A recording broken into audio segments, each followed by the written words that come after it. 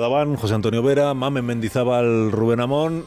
Os presento, aunque no hace falta que os lo presente porque ya la conocéis, a Arantxa González Laya, que es la decana de la Escuela de Asuntos Internacionales de París y antes fue ministra, pues, por esto la conocen los oyentes del programa, sobre todo ministra de Exteriores del Gobierno de nuestro país. Buenos días, señora González Laya. Buenos días. ¿Cómo está? Estupendamente. Me alegro muchísimo. Gracias por acompañarnos esta mañana. No ha probado las porras ni los churros, eso... A ver, Aún. O sea, aún. Me gusta porque este programa tiene una línea editorial muy clara solo en este asunto, que es que hay que desayunar lo que está aquí, que son churros y porras, no otras cosas que traen los demás. Bueno, vamos a hablar de las relaciones comerciales, vamos a hablar de China. Acaba de terminarlo con todos los oyentes la visita del presidente Sánchez y quiero que escuchemos un pasaje, un momento de la rueda de prensa que acaba de ofrecer el presidente del gobierno, porque se le ha preguntado, lo mencionábamos esta mañana en algún momento del programa, sobre cómo es vista China por la Unión Europea. Esta, digamos, doctrina que de momento sigue en vigor y que aparece en los documentos oficiales, que define a China como un socio, pero también un competidor y rival sistémico, que este es un concepto sobre el que creo que fue la semana pasada, le pregunté yo aquí al presidente Rodríguez Zapatero, que ha escrito un libro sobre, entre otras cosas, sobre las relaciones internacionales y la relación con China, y el gobierno de España, digamos que en esto del rival sistémico no es muy partidario de que se mantenga esa consideración. Carlos Cúez, del diario El País, a la visita del presidente Sánchez al viaje oficial han ido unos pocos periodistas de medios españoles, porque parece que no hay mucho sitio en el avión y entonces casi todos los medios nos hemos quedado fuera. Pero los que han ido pues hacen las preguntas que habríamos hecho los demás. Y entonces Carlos Cúez, del diario El País, le ha preguntado a Sánchez expresamente por este asunto del rival sistémico. Sí, muchas gracias. Hoy con el presidente Xi usted ha dicho que España ve a China como socio de la Unión Europea, pero oficialmente la Unión Europea la describe como socio, competidor y rival sistémico también. Lo que quería saber si usted está proponiendo en este viaje un cambio de esa relación entre la Unión Europea y China por la guerra comercial decretada por Trump, y si ha hablado también de esto con von der Leyen, que va a venir próximamente, se supone, si cree que debería haber un cambio, si está hablado con Europa. Bueno, respecto a la primera de las preguntas, creo que este año, el año 2025, estamos celebrando el 50 aniversario del establecimiento de relaciones diplomáticas entre la Unión Europea y China. Con esto lo que quiero decir es que ponemos el énfasis en lo que creo que es positivo, esa agenda positiva a la cual antes hacía referencia en mi primera intervención. Y eso no es óbice para seguir construyendo la mejor de las relaciones con otras partes del mundo. Creo que además en el statement ayer de la presidenta de la Comisión Europea fue claro. Hay que seguir trabajando en el mercado único, en el mercado interior de la Unión Europea, y hay que seguir tejiendo alianzas con otros bloques regionales y con otros bloques comerciales. Por tanto, tanto desde el punto de vista bilateral como presidente del gobierno del país, que tiene su propia política exterior, pero también como un miembro activo, y yo creo que también con peso dentro de la Unión Europea, pues ponemos el énfasis en lo que creo que es ahora mismo necesario para continuar construyendo una agenda positiva entre España y China. Por tanto, no veo más allá de lo que he dicho antes en mi primera respuesta a una de las preguntas de su compañera. España y la Unión Europea defendemos los mismos principios, los mismos valores y los mismos intereses. Y la política exterior de España no va contra nadie. Al contrario, va en favor del multilateralismo, del entendimiento entre naciones y también, lógicamente, de un comercio basado en reglas claras que beneficien la prosperidad compartida de todas las naciones. Bueno, digamos que el presidente del gobierno no llega a manifestar abiertamente que el gobierno de España estaría por la labor de que lo del rival sistémico fuera, digamos, eliminado de los documentos oficiales. No llega a decir eso. El ministro Carlos Cuerpo, que también estuvo aquí la semana pasada, ¿qué de gente viene a este programa? Gente importante. Dijo el ministro que a esta misma pregunta de si debemos dejar de considerar a China como rival sistémico, él lo que dijo es: para España no es un rival sistémico. El presidente Zapatero lo he contado también, él sí abiertamente defiende que esto se modifique porque esto se introdujo en el año 19, creo recordar, en un contexto distinto al que tenemos ahora. Bueno, ahora ya le pregunto a Arantxa González Laya sobre esto del rival sistémico y sobre esta otra cuestión que antes planteamos, que es hay dos maneras de interpretar, por lo que yo veo en los periódicos, la visita de Sánchez a China. Una, digamos, muy a favor, es decir, el presidente, digamos, está adelantándose o está haciendo un poco como de avanzadilla en un cambio de tratamiento de la Unión Europea hacia China. Digamos, él va por delante de lo que al final la Unión Europea va a acabar haciendo. Y otra forma de verlo que es él va por libre. Entonces él toma sus propias decisiones y la Unión Europea está en otra cosa de momento. ¿En cuál de las dos se siente más representada la exministra?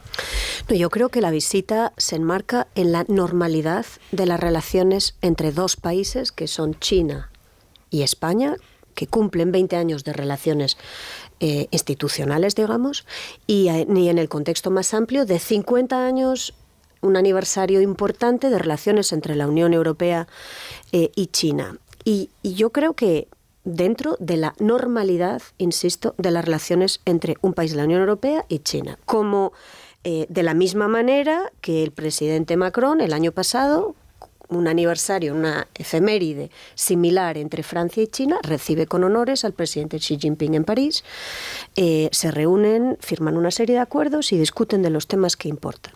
Ahora, es verdad que aquí ha ocurrido algo entre tanto, ¿no? Entre la visita de Xi a París en marzo del año pasado, la visita de Meloni en julio del año pasado a Pekín, y hoy ha ocurrido algo. Y eso tiene mucho que ver con esta tercera pata de las relaciones entre Europa y China, esta idea de que China es un rival sistémico de la Unión Europea. Y es que una gran parte de esta tercera pata, que es cierto, es un rival sistémico porque el sistema que propone China es distinto del que propone la Unión Europea. Es un país autoritario, con unos pesos y contrapesos limitados, con una concepción de los derechos y de las libertades distintas. Lo que pasa es que cuando nosotros definimos eso, lo hicimos de la mano de Estados Unidos, que también tiene ese tríptico en su concepción de sus relaciones con China. Y ahora lo que hemos visto desde la llegada de Donald Trump a la Casa Blanca es una administración americana alineada ideológicamente más con China, con la China de Xi Jinping, que con nosotros, con la Unión Europea. Y esto nos obliga a nosotros a mantener esta tercera pata de nuestro concepto con China, que es rival sistémico, pero modularlo con los otros dos, que es socio y competidor. Luego aquí la cuestión no es si abandonamos esta tercera cuestión, sino cómo la dosificamos con las otras dos. Antes había un tercio, y ahora yo creo que vamos a tener que poner un énfasis distinto sin abandonar el hecho de que China, desde el punto de vista ideológico, es distinto de la Unión Europea. No nos engañemos. Es distinto. Pues una cosa que sea distinto y otra cosa es que siendo distinto quiera que los demás acabemos pareciéndonos a lo que ellos son, ¿no? Que es lo que está un poco en esta idea de que cuanto más dependamos, también comercialmente, de China, más capacidad tiene el régimen chino para controlar determinadas cosas, para influir en determinados procesos. ¿Cómo garantizamos que aunque dependamos más o tengamos unas relaciones comerciales, digamos, más estrechas con el país que es China, eso no signifique que el régimen chino pueda controlarnos más a los países que estamos en modelos, yo digo, afortunadamente distintos al de China, que son los sistemas de las democracias occidentales, ¿no? Cierto, y ahí es donde necesitamos hacer equilibrismo. Y este equilibrismo se ha hecho más complicado para la Unión Europea hoy, desde principios de este año, porque ahora tenemos que hacer equilibrismo con China, un gran equilibrismo con los Estados Unidos, en un momento donde además tenemos una guerra en nuestro territorio que nos la hace Rusia. Y hay un acercamiento ideológico entre Estados Unidos y su administración de hoy, Rusia y China, que nos obliga a nosotros a hacer un ejercicio de equilibrismo más complicado. Cuando un país como China representa el 14%, 13% del comercio mundial, casi lo mismo en términos de PIB mundial, el 30% de las emisiones de CO2 en el mundo, ese país es sistémico.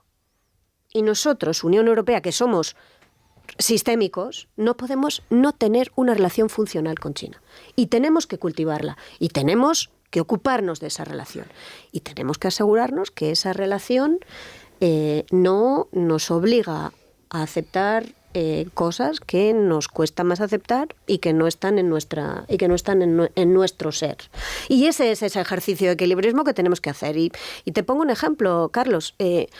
Nosotros, y sobre todo España, tenemos un sector muy importante para nuestra economía, que es el sector del vehículo eléctrico, el vehículo, que ahora es cada vez más eléctrico, y ese vehículo eléctrico tiene un vínculo que es muy difícil de gestionar con China, que es que China produce las materias primas para hacer las baterías y tiene una gran parte de la tecnología en el mundo para hacer baterías para vehículos eléctricos, y si nosotros queremos seguir siendo actores importantes en el sector del vehículo, tenemos que tener una relación con China que nos permita tener materias primas y ir desarrollando nuestra tecnología, apoyándonos en la tecnología que China ha desarrollado. Esto es como la inversa de lo que los chinos han hecho en los últimos 30 años apoyándose en nosotros.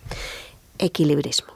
Y para eso hay que ser sofisticado. Y es verdad que cuando eres 27 Estados miembros, esa sofisticación es más difícil de conseguir. Porque es un equilibrismo previo, que es el interno, ¿no? ¿Cierto? Es encontrar equilibrios entre gobiernos que tienen posiciones políticas distintas. En este momento el gobierno de España ideológicamente está en minoría dentro de la Unión Europea, casi todos los gobiernos ahora son conservadores, pero luego además tenemos gobiernos muy afines por lo menos uno y medio, muy afines a Donald Trump, que son el de Hungría, y el medio, digo, es el de Italia, que coincide ideológicamente en muchas cosas, pero en esto de los aranceles y en la guerra de Ucrania, no, en estas dos cuestiones no. Sobre Donald Trump, esta semana hemos hablado en este programa varias veces de si es posible entender al presidente Trump. O sea, viendo los resultados que tienen sus decisiones, si cabe pensar todavía que es más listo que nadie, o sea, porque él tendrá... Sí, siempre se dice en esta tertulia, sobre todo cuando está Paco Maruenda, que, a ver, Trump al final se rodea de gente muy preparada, que son todos titulados en Harvard son personas a las que se les presume un conocimiento del comercio mundial pues muy superior al que podemos tener los que estamos en esta mesa, a excepción de usted, quiero decir. Y sin embargo luego toma decisiones que incluso a sus propios portavoces les cuesta explicar porque no saben muy bien en dónde está el presidente de los Estados Unidos. Entonces, ¿es posible que Trump sea un perfecto imprudente que toma decisiones sin tener la menor idea de qué consecuencias pueden tener? ¿Usted considera posible esa hipótesis de que estemos ante un desnortado, un frívolo de la política? Yo más bien creo que estamos ante alguien que sobreestima su posición, sobreestima la solidez de su economía y sobreestima las capacidades que tiene hoy de imponer su ley al resto del mundo. Creo que ese es. Esto los americanos lo llaman hubris, un exceso de confianza en sus propias capacidades. Creo que ahí es donde está el problema. Y luego tiene toda una serie de gente alrededor que no ejerce de peso y contrapeso, que ejerce de palmero. Y esto es muy distinto de la última vez, porque en la última vez había gente alrededor suya que le decía, no, mire, señor presidente, si usted hace esto es lo que va a ocurrir, tenga cuidado. Lo hacían de una manera más inteligente, porque no se le trata así, ¿eh? Es una persona a la que hay que llevárselo a jugar al golf o a comer hamburguesas, y entonces uno casualmente, él tiene que soplarle al oído. Bien, en el primer mandato de Donald Trump había esta gente que le ayudaba a moderar y a modular sus instintos, que sus instintos yo creo que pecan de exceso. Y pecan de exceso porque Estados Unidos al fin y al cabo es un país muy importante y tiene muchas fuerzas, pero representa el 13% del comercio internacional.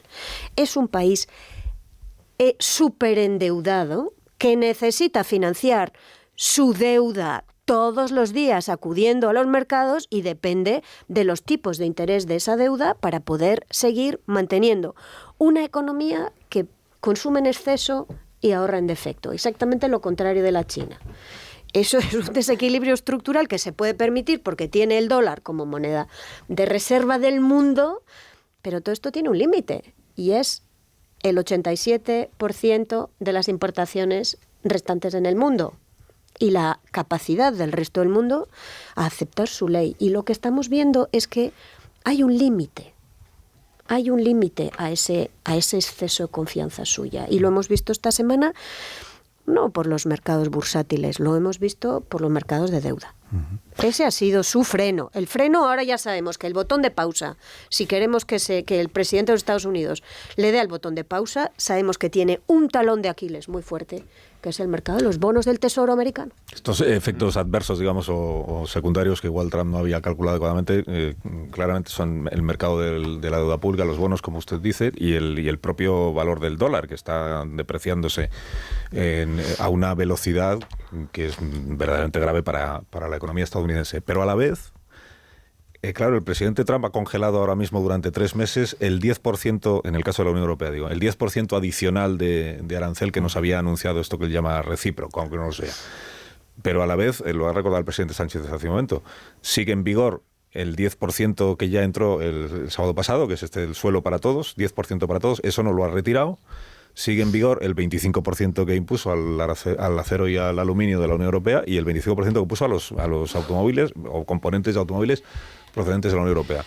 Para Trump lo del déficit comercial es como una obsesión que le acompaña a todo. Él está convencido de que el gran problema que tiene la economía estadounidense es el déficit comercial y que arreglando el déficit comercial ha solucionado la vida a todos los estadounidenses. Digo, pero lo cierto es que dentro de todas las consecuencias negativas que ha tenido lo suyo, ya ha conseguido colocarnos o imponernos un arancel del 10% que hasta ahora no teníamos, un arancel del 25% al aluminio y acero que hasta ahora no teníamos y el arancel a los componentes de automoción que hasta ahora no teníamos. Y nuestra esperanza ahora desde la Unión Europea es que el 10% ese adicional que queda, que no llegue a aplicarse nunca, o que por lo menos no sea del 10%. Pero ya nos ha ganado un terreno bastante grande, ¿no? Hay un montón de aranceles que antes no existían y que ahora existen y ya los tenemos como asumidos, como que ya son inamovibles eso. Bueno, ¿nos ha ganado realmente el terreno? O sea, ¿a quién beneficia esto? ¿Y a quién perjudica? Sí, bueno. Entonces, una cosa positiva de esta toque de retirada que dio ayer, de este perder el primer asalto, que es como hay que llamar a las cosas, de este primer fracaso suyo que le debilita en la negociación de los 90 días, la única cosa positiva es que ahora todo el mundo estamos al mismo nivel. Porque claro, aquí se planteaba otro problema. Si a Europa le pone el 20% y, por ejemplo, España exporta aceite de oliva y a Turquía le pone el 10% o a Marruecos le pone el 10% o a Argentina le pone el 10%, lo que crea es una increíble competencia desigual para competidores de la Unión Europea. Entonces, ahora por lo menos estamos todos al mismo nivel. ¿Es este el nivel al que tenemos que aspirar? No.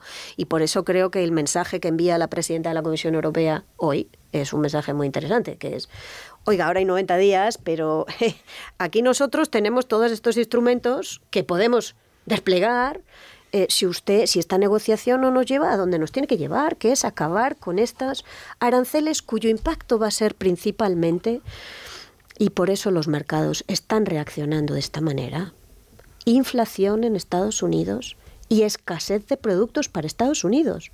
Si uno mira lo que ha hecho el presidente de los Estados Unidos es imponer un embargo al comercio entre China y Estados Unidos. Pero es que China es el suministrador principal de productos electrónicos al mercado estadounidense, de juguetes al mercado estadounidense, de muebles al mercado estadounidense.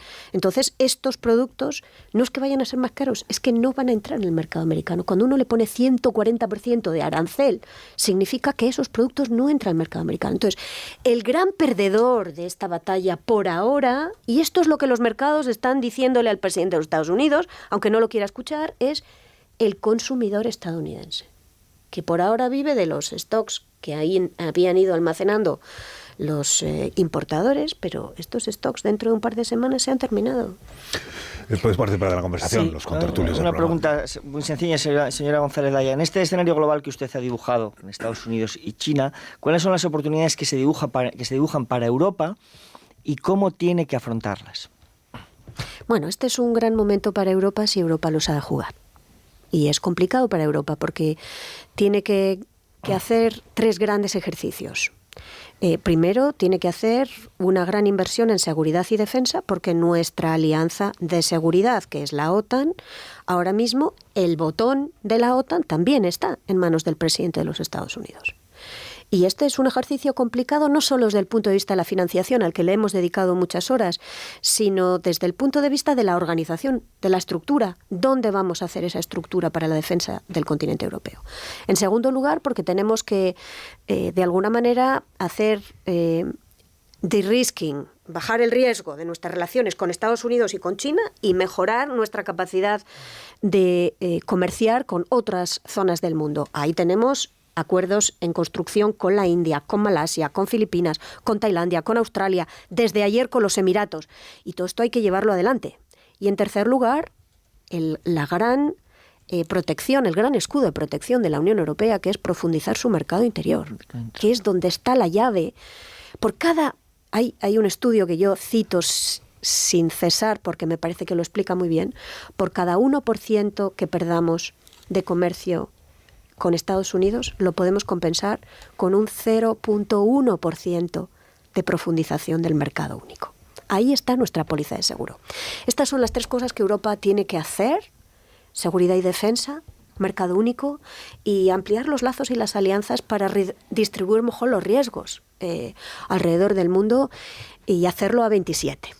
Si uno escucha en las últimas horas al Partido Popular, parece que la visita del presidente Sánchez a China ha puesto en riesgo no solamente la política exterior de la Unión Europea, sino prácticamente todo el comercio del futuro de nuestro país.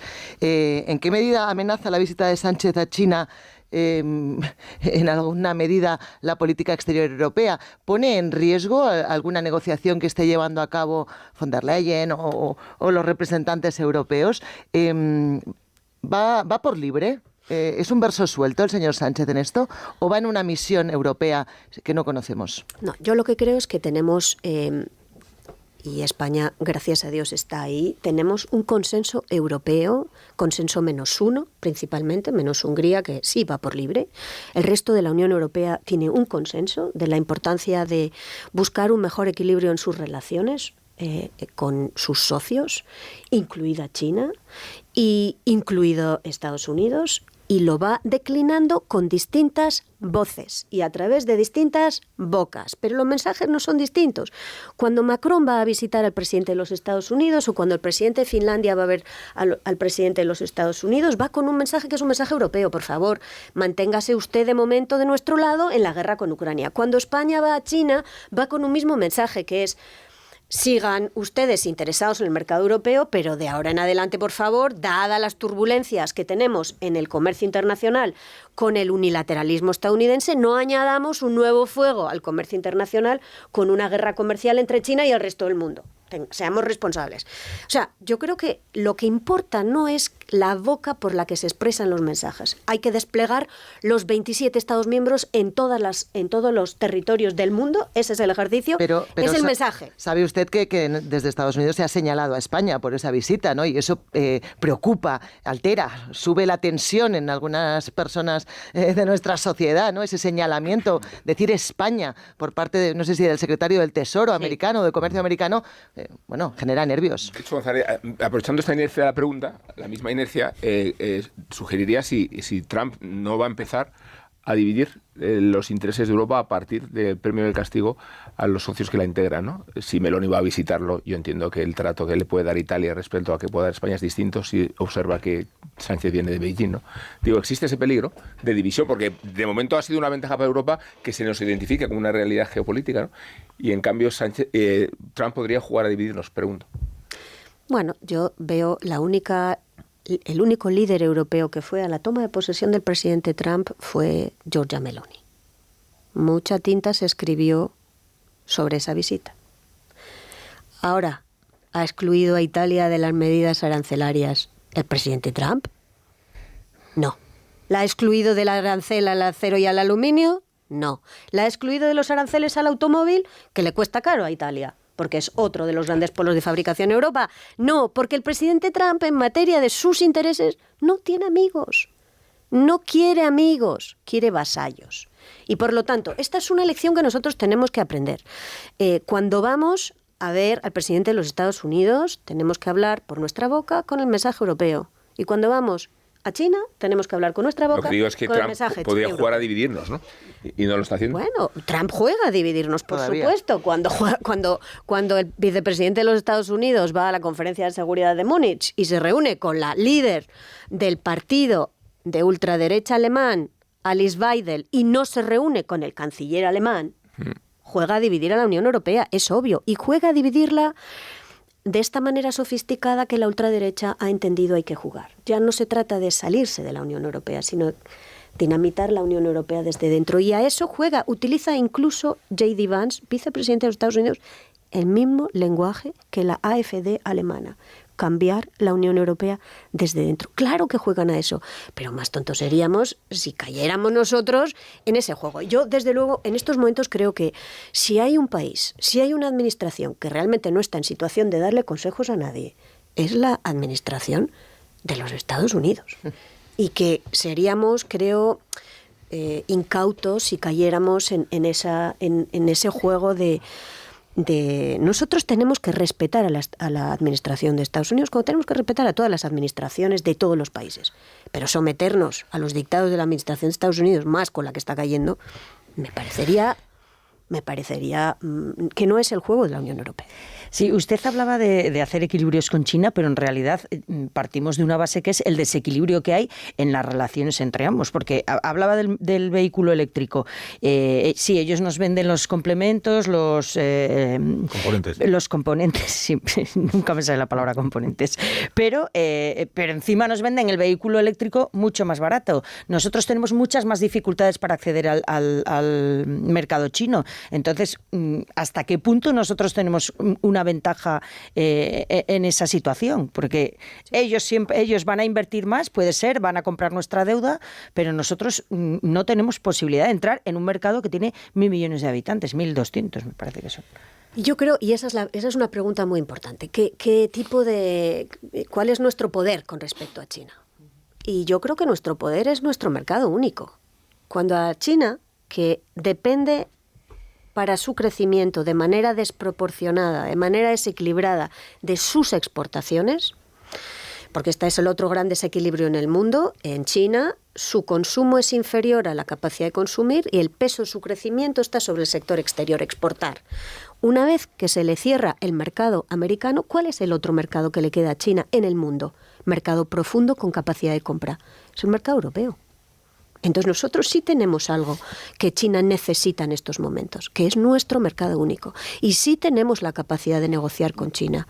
Porque si nosotros cerramos, ellos también pueden cerrárnoslo a nosotros y entonces nos dispararemos en el pie como Estados Unidos. Pero nosotros también podemos cerrárselo a ellos. Es que el siglo XXI no es el siglo de la independencia, es el siglo de la interdependencia. Entonces, ¿cómo manejemos nosotros el mantener nuestro mercado abierto para los chinos? Con condiciones obviamente, de competencia leal, ahí es donde tenemos que poner el foco. Oiga, si usted juega a no dejarme entrar a su mercado, si usted juega a inundar el mío, yo le cerraré el mío un poquito más cada vez. Entonces, ese es el equilibrio que tenemos que conseguir y tenemos que conseguirlo negociando como se negocia la Comisión Europea en nombre de los Estados miembros, pero los mensajes le pueden llegar de distintas bocas, que es un poco el mensaje que espero haya pasado el presidente del Gobierno en su visita a China. El discurso del arancel cero, que está muy bien, no casa mucho con la política de nosotros. Estábamos, por ejemplo, enarbolando con relación a China que había que poner unos aranceles altísimos al coche eléctrico. Sí. Entonces, esto es una contradicción. ¿O es que hay aranceles buenos y aranceles malos? No sé, no entiendo. A ver, hay aranceles que son los que uno tiene para todo el resto del mundo, que en Europa son muy bajos, son del 2,5% de media, un poquito más altos para el automóvil, que son de alrededor del 12%, que esto es algo que siempre molesta a Estados Unidos, aunque ellos también lo tienen para las camionetas. Es decir, cada país tiene fijados las reglas de juego. Y sobre esas reglas de juego le puedes poner más aranceles a los productos que vienen de países específicos si están haciéndote comercio desleal, que es lo que nosotros hemos hecho con los chinos para el vehículo eléctrico. Hemos nosotros sugerido a Estados Unidos hacer un 0 por 0. ¿Y por qué se lo hemos sugerido? Porque ellos hablan de aranceles recíprocos. Y nosotros les hemos dicho, muy bien, reciprocidad es no subirlos, bajarlos, bajémoslos. Nosotros los bajamos a cero, ustedes los bajen a cero. Y lo que nos ha dicho Estados Unidos es, hombre, no, esto no nos gusta. No queremos bajarlos a cero. Y nos ha dado un argumento muy peregrino, que es, su mercado único se construyó para fastidiar a nosotros, para fastidiarnos a nosotros Estados Unidos. En realidad, lo que está ocurriendo es que ellos no quieren bajar sus aranceles. El 0,0 beneficia más a Europa que a Estados Unidos, porque ellos venden mucho más aquí que nosotros allí. El 0,0 beneficia a todos. Nos benefician a nosotros y les benefician a ellos. Hay 4.400 euros de comercio todos los días entre Estados Unidos y Unión Europea. Y aunque los aranceles son bajos, el volumen de esos aranceles es muy alto porque el comercio es muy alto. Entonces, nos benefician a nosotros y les benefician a ellos. Por eso nosotros, entre la Unión Europea y los Estados Unidos, la relación comercial más amplia del mundo, pero no lo es por caridad, lo es porque los beneficiamos los dos. 4.400 euros todos los días, de Estados Unidos a Europa y de Europa a Estados Unidos. Si nosotros bajamos el arancel a cero y ellos lo bajan a cero, lo que les damos a nuestras empresas es una gran alegría, porque en volumen es un montón de dinero que ellos podrían utilizar para hacer inversiones, que es lo que ellos realmente quieren hacer a futuro. Arantxa González Laya, gracias por la visita. Como siempre, un gusto verla por aquí. Bueno, y ahora me como la porra. Y ahora se come la... Oye, es usted la porra, le habrán dicho, ¿no? Yo recomiendo el churro. Bueno. Yo no, yo recomiendo la porra. Muchas Pero bueno, gracias. usted es libre de... Incluso puede comerse uno de cada. O más de una. Más de una. El nombre del programa. Conmemorativo. Sí. 20 minutos porque sean las 7 de la mañana, una hora menos en Canarias. Para que sean las 7 de la mañana. Una pausa. Las 10 de la mañana. ¿Seguro? Sí. Algunos estáis ya de vacaciones. Un minuto. Ahora mismo estamos aquí de nuevo. Para la cita.